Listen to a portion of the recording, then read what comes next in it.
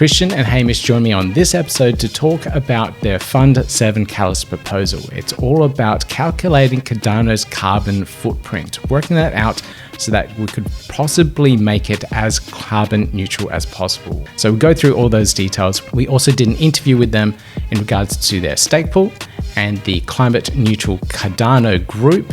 And you can find that information just there in the top right-hand corner. So let's get into this interview. Yeah, gotta do it like that. You've been listening to the Learn Cardano podcast.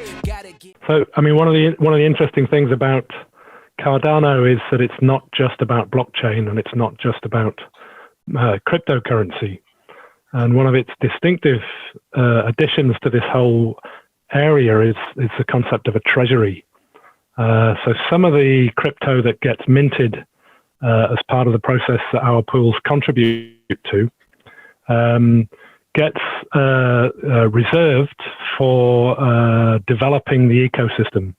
And then we have this amazing democratic process known as Catalyst for funding additions to the ecosystem. So new software, new community, new educational initiatives, and so on.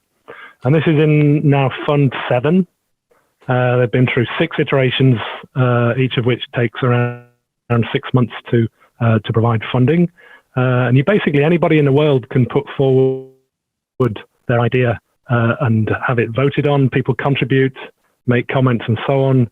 And we're just going through the review of our proposals now. And Peter, you pointed out earlier on how difficult it is to say what is the carbon footprint, what is the climate impact of a blockchain, because there's all these different kinds of actors. You know, we've started by looking at the electricity we're using for our own computers, but beyond that, there's all these other actors. So there's delegators, there's IOG, the kind of founders of the thing. There's other companies like Emergo, the Cardano Foundation. And what we want to do is to, bring all those things, bring this much more complicated and rich model of what we're doing climate-wise into the picture. And we're hoping to fund that a little bit and get started via this Catalyst thing. If the listeners jump back to episode 3 of the podcast, they can learn all about Project Catalyst and the theory and research that went behind it. So a researcher by the name of Bingsheng Zheng did the deep research into the treasury system for Cardano, and he, in that podcast episode, break it down and we explain exactly how it works, how the self-funding treasury system gets fees and mints its own funds so that it can be used to develop the Cardano blockchain further in the future. I also talk about how the voting system works as well, and there's plenty of video tutorials as well. So if you want to check them out, you can, and learn more about how to actually participate in Project Catalyst. But this particular Cardano carbon footprint proposal seems very interesting. So let's dive into that and learn more about it. Yes. Okay. So actually, before we dive into, I'd like to point out the other proposal because I don't have any details that I want to go too much into. But the world map of Green Cardano is actually hopefully going to resolve some of the issues with finding a stake pool that is running on renewable energy. So the aim is really to have a world map where you can just see who's running what servers on renewable energy or not. And over time, we should be able to track whether or not that changes. And hopefully in the near future, most of the stake pool will run on renewable energy, or if they can't run on renewable energy, which, might be legit, they might offset the emissions and so forth, and then they can still be marked as green. There is, the person that really leading on it is Stefan from CO2 Pool. And so I don't want to really take all his work away, but it's really a fantastic proposal just to find stake pools and then also to track progress over the blockchain over time. And then everyone who wants to switch to renewable energy, has a way of advertising this as well and also verifying it. I don't really fully understand the technical side behind it exactly, but there is verified information you can pull. And it shows and proves that you're running on renewable energy, especially when you're on private virtual servers. There is an information database, you can actually find and prove that you're running on renewable energy. So that is sort of part of this project there with another pool, I think, in collaboration. And that's why it's equally important, but much more visual than our Cardano footprint proposal. So yeah, Very cool. so check that out. Check that out too, please. Will do. I'll put that in the show notes and the description down below so people can find out more about it too. Yeah, thank you.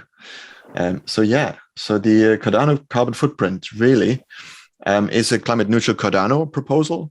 So really, it's not just us, but myself, Hamish, and Stefan, we have put them in to the Catalyst, and we have had quite a lot of support actually from the Cardano for Climate group as well, to help us put it into the right place.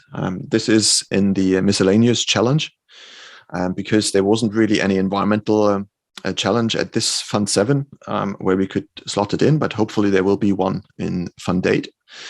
And there are some good proposals out there, so always worthwhile looking. But yeah, so this is a Fund 7 proposal in the miscellaneous challenge. And really the reason for it is that we are in a climate emergency, and currently the world is warming at an unprecedented scale and level, and we really can't sustain that. So everything worldwide needs to become carbon neutral or zero carbon, or actually better. So we like to call our pool climate positive, so that we all do slightly more than, to offset our negative impact, and basically add something positive rather than, always just reducing things, is the idea. But right now, we worldwide have to be zero carbon as soon as possible. Generally, the number thrown around is about 2050. But actually, the faster, the better, because the longer we wait, the warmer it gets. And we are going to reach 1.5 degrees, and we are currently aiming to stay below that. But it's probably already too late for that. So as Cardano is going to grow, we hope very much, and will solve a lot of other problems in the world too. But the more stake pool operators we get, the more companies we get involved, the more energy consumption will grow. And we basically have to make sure this is getting reduced and finally neutralized, or better. The problem right now is we don't know what that footprint is. So it's really hard to say what you actually have to do to offset it and zero it out, because you can't completely zero it out, because we are relying on energy and electricity in particular. So we will have to offset that at the end. So as I already presented before, our preliminary work based on server electricity consumption showed that we are using around 11,000 megawatt hours of electricity for 3,100 stake pools. And that generates approximately 4,500 tons of CO2 if you don't consider some of the pools running on renewable energy. But the challenges that you have pointed out several times already are very clearly that this is just a partial carbon footprint, and not even the largest part, I think. But it's something we will have to discuss together and decide on what we actually want to include. So really, we have to define what is Cardano in general, and then what is the individual player's carbon footprint. And then we have to figure out how we collect that data and make it transparent, so we can govern this and act to reduce the carbon footprint, really. In terms of carbon footprint, it could be anything: your fuel consumption, your heating at home, your electricity, when you're traveling around with public transport as well, waste. And so there's so many factors that play a role that it really becomes complicated. But it starts at electricity consumption. You usually start at things that you can see, that you can measure. There is a standard of how you do greenhouse gas accounting, and it's called the Greenhouse Gas Protocol. And they worldwide, any company, especially bigger companies, they will have to report on that. They report on something called Scope 1, 2, and 3 emissions. And that basically breaks all emissions down into Scope 1 is your direct emissions. Basically, when you're burning something at home, if you're driving around in a normal car with a combustion engine, if you have gas heating, you're burning it directly at home, and you produce the CO2 directly at home. And you have an impact on it. You can actually reduce that. You can change your provider. You can change your services and how you're getting there yourself. So it's under your control. And scope 2 is indirect emissions, but under your control, which is basically electricity consumption. So that is something we can probably quite easily establish. And then scope 3 is everything else, really. Usually things that you can't easily control because you're not fully in charge of it is something, if you're flying, for example, if your embedded carbon emissions in your house, in your cement around you, the wider society around you. So all of this gets included into scope 3 emissions. And the general standard says is that you have to report on scope 1 and 2 emissions, and you can report on scope 3 emissions. And any organizations that does that, usually for companies, they usually report on these 3 things. And because we are not the experts, really, we have done a bit of math here, and we have a bit of a background, and we know people, but it should be done independently because we are biased. We would like to be Cardano, the greenest blockchain, but maybe it isn't. We don't know. And so it would be really good, and it will only stand up against scrutiny if an outsider, an independent organization, does the footprinting with us and for us.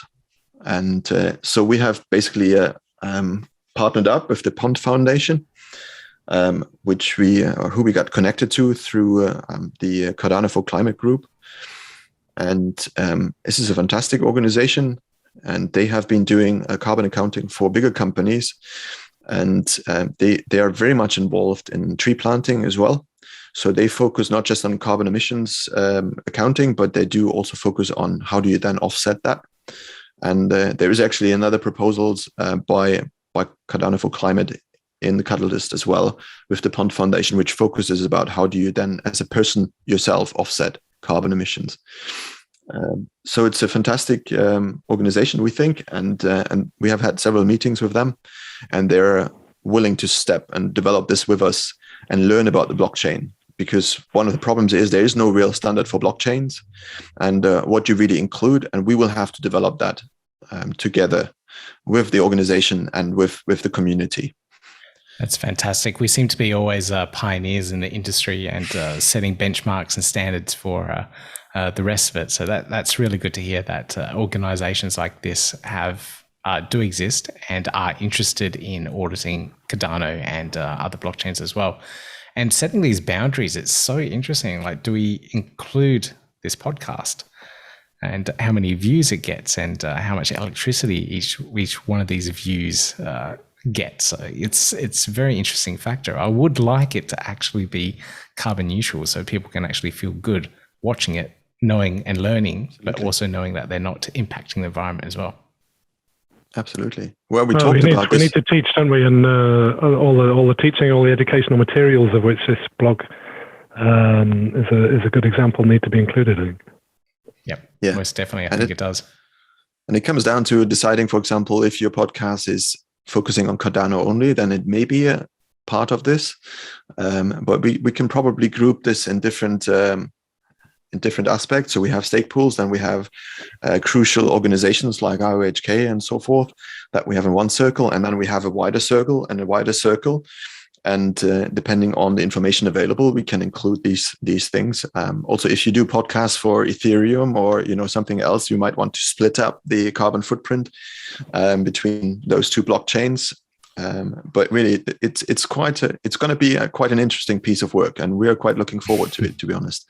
Okay. But we don't quite know yet how many different boxes we have to open there to go through. I might do a little bit of probing on my end and see, but this podcast and the audio one is purely 100% Cardano related. So I'm pretty sure all the viewing hours and the listening hours can be counted towards something in regards to that. Absolutely. And I mean, once you know that, I think you start looking for slightly different ways of how you can do it. And it becomes actually quite straightforward sometimes to just switch provider or something. I mean, YouTube is probably the only medium. I don't know if they are running on renewable energy. They probably try to. But then the other thing is Catalyst. When we talked with Catalyst community there, so how do we run Catalyst? Is it run on renewables or not? How many servers, are required to run all of these things? And so we have to look at it, and then we can easily probably do something about it. Very interesting. Okay. So, I mean, like you said, Peter, it seems that Cardano is typically leading the way in the whole blockchain field. And one of the ways it's leading, I think, is to draw in people to a social mission as well as just to the mission of making crypto bigger. And I think, that means that our constituency is more likely than average to go a bit further than others.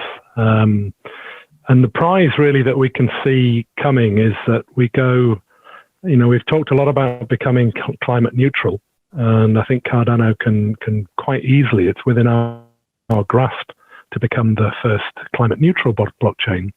But if we go beyond that and we start actually contributing more than we take out, then we can actually become a climate positive blockchain. And that's fantastic, because then we're setting up a virtuous circle.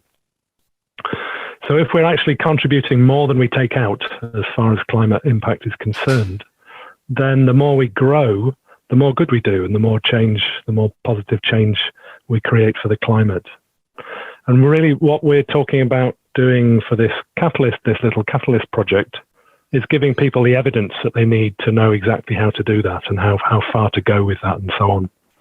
So what we want to do is quite simple. It's to model this complex community. That's the complexity of it is the community itself, which has lots and lots of data sources.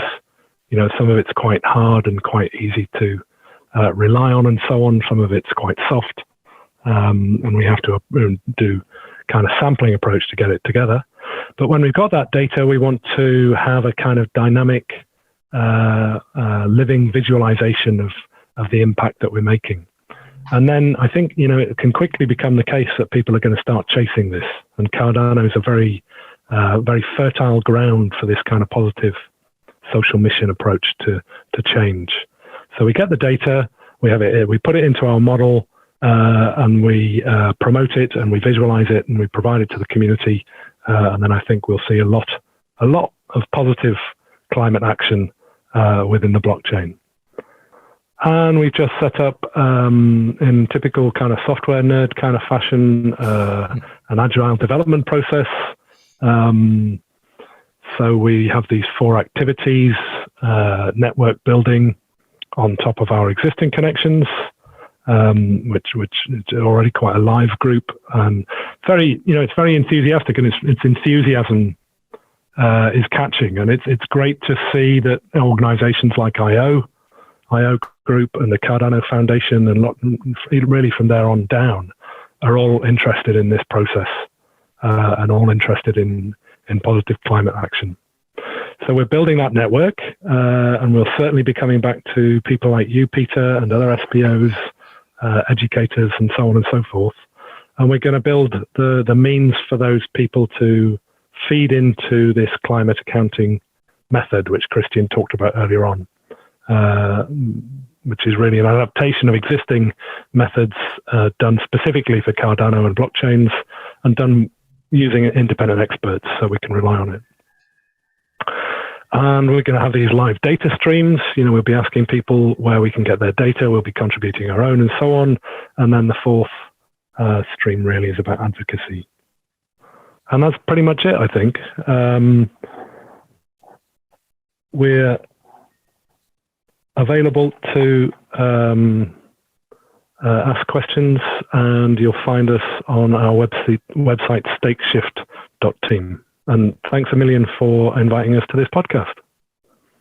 Absolutely brilliant. There is a lot to take in there, and I'll make sure all the links and references are in the show notes for the podcast, so everyone can follow up and learn more about the process, learn more about the Catalyst proposal, and of course all the great work that you guys are doing from your stake pool perspective, but also for the Cardano for Climate initiative as well, and find out all the other mission-driven pools that are part of it too. So it's absolutely fantastic.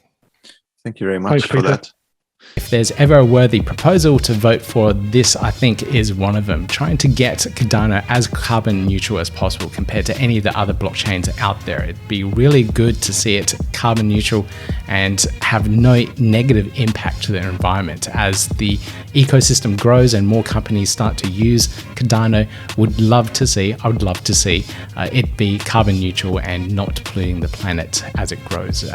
You expect growth and, of course, more energy usage and whatnot. So having that offset by as many trees as possible being planted would be absolutely amazing. Okay, if you enjoyed this type of content, please give me that thumbs up, click subscribe, and click on the notification bell, and you hear more really great Cardano-related content from me soon. Yeah, gotta do it like that. You've been listening to the Learn Cardano podcast. Gotta get it hype. Crypto is what we like, but this is not investment or financial advice. Gotta do your research, cause it's risky. We know it is. This show is educational and it's informative. Crypto's the future, really, it ain't no debate.